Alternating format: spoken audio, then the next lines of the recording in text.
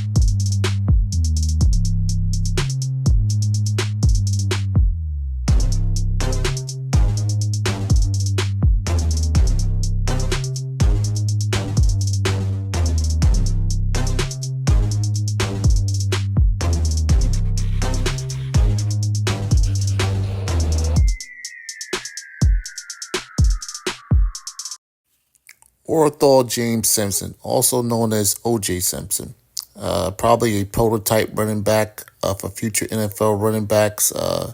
This guy was the first guy to rush for 300 yards in one game. He was the first player in the NFL to rush for 2,000 yards in a season, and it's only been accomplished by a handful of guys. I think three or four max. And OJ did it in a 14-game season, while these other guys did it in a 16 or 17-game season. And, he's the first player in the NFL to make $5 million a year.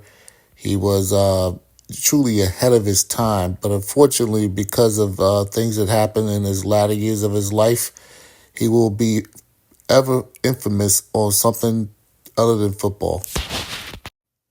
First, I would like to say in recording this video that I have no biases in this video.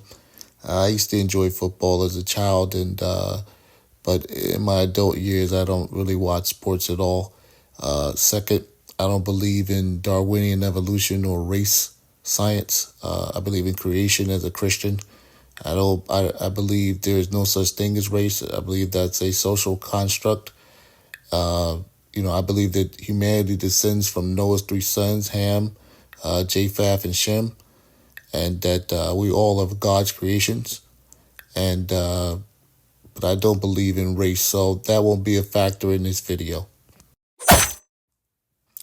Sometimes in America, we buy narratives that are pushed because our media is such a tool of propaganda that we buy narratives and believe those narratives for years and years and years and never question the system to see if it's even telling us factual truth.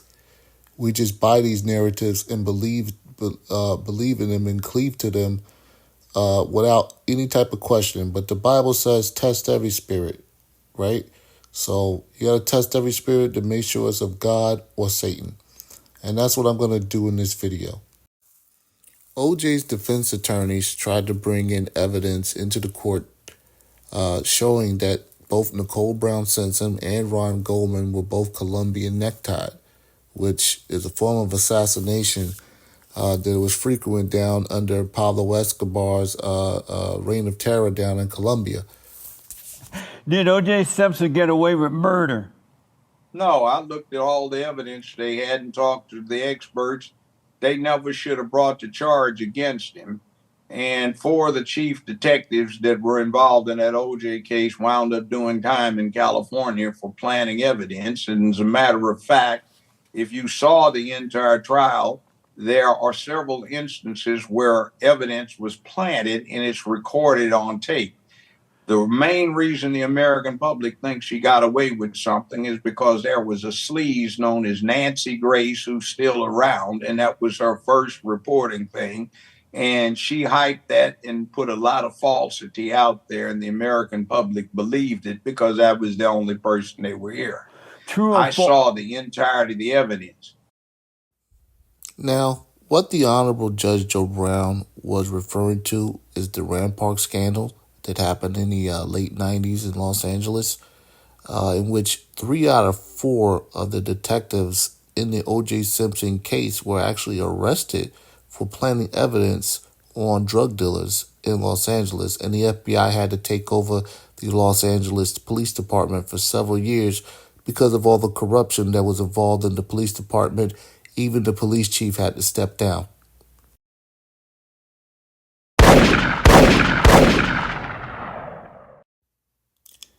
Only in the OJ case can a detective on stand admit that he is a racist. It has a racist ideology about black people, and the case is not dismissed by the judge. That's why the OJ case, in my opinion, is very unique and very strange. In my opinion, it was a show. It was not a true trial. It was something to divide the American people. It was a government psyop to a degree. And that's what I really believe the O.J. Simpson case was at heart and at its core. Who do I think really killed Nicole Brown Simpson and Ronald Goldman? I believe that this guy did it, Glenn Rogers. He killed about 72 women. I think he was convicted on 13 or 14 of the murders. He's currently in either Florida or Tennessee serving consecutive life sentences. And I believe that he actually was the true murderer of Nicole Brown Simpson. He had already killed Nicole's nearby neighbor. He was living in her unit, posing as a contractor, and supposedly even dated Nicole for a brief moment. But that's the guy that I actually believe, and even his own brother believes that he's the one that killed Nicole Brown Simpson, not OJ.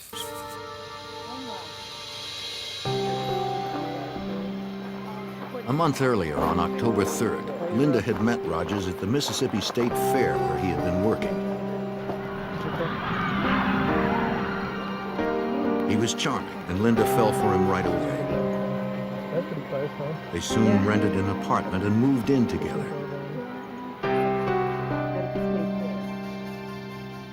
At first, Linda seemed happier than ever. But recently, she wondered if she'd made a mistake.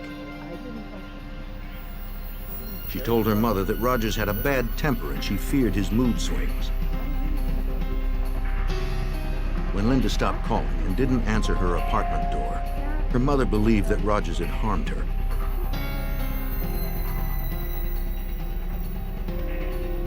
Again, Rogers was nowhere to be found. Jackson detectives believed he had left the area.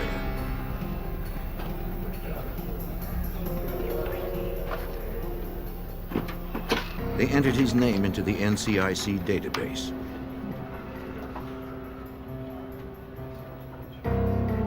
Learning Rogers was wanted for murder in California, they contacted Detective Mike Koblenz in Los Angeles. Jackson, Mississippi at that time contacted me, informed me of a murder they had, and they wanted more information on Glenn Rogers as he was a possible perpetrator in that case. The murders followed a pattern. The victims in California and Mississippi had both been charmed by Rogers. They had been isolated from others, then brutally killed just before Rogers fled the area. The investigators believed that Rogers was on a rampage that probably would not stop until he was found. In our minds, we knew that we had a major problem going on here. We felt if he wasn't apprehended, that there could very well be more victims.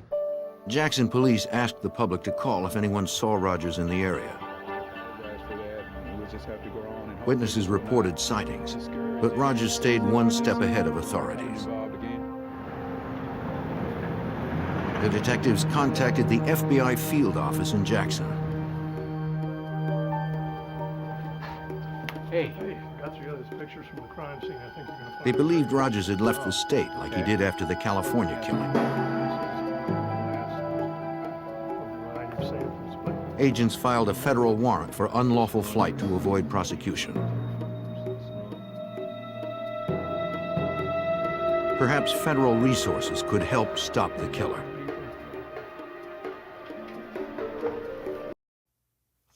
I believe personally that Glenn Rogers is the murderer of both Nicole Brown Simpson and Ron Goldman. He had the experience of killing. He had already killed 70 people before he got to those two. And he was on the run, and maybe they got on to him. Maybe, his urges to kill just snapped and he had to kill again. This guy was also a self-confessed Satanist. He was into a lot of Aleister Crowley and black magic stuff, which is something I'll probably get into in a later video. But I believe this guy was definitely the murderer of Nicole Brown Simpson, without a doubt. And if people just looked at the evidence, they would also see that he's probably the one as well. For whatever reason, whether it be that local government in Los Angeles County, the city, or even our federal government and the CIA, which is what I truly believe the O.J. Simpson case was, a psyop, a way to bring in a new age of DNA into the courts as well. A lot of things that are pushed in society are there for a reason, and there's an agenda behind it.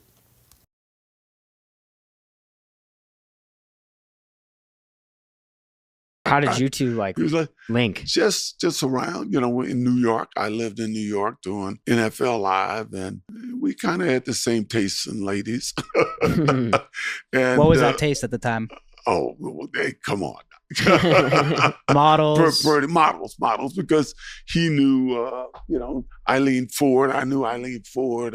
We found ourselves at a lot of those type of events. So you and Trump are kind of like wingmen sometimes. Well, I would say we were. That would be a pretty deadly duo. Trump and OJ. I think what the moral of the story of O.J. Simpson is that we have to be content in life, be happy with God has blessed us with. And had he stayed with his first wife, those murders would have never happened. His name would have lived on without being a name that's in infamy forever. Thank you for watching Grand Monnier TV. Don't forget to hit the like and subscribe button. Thank you and God bless, and you all have a wonderful day.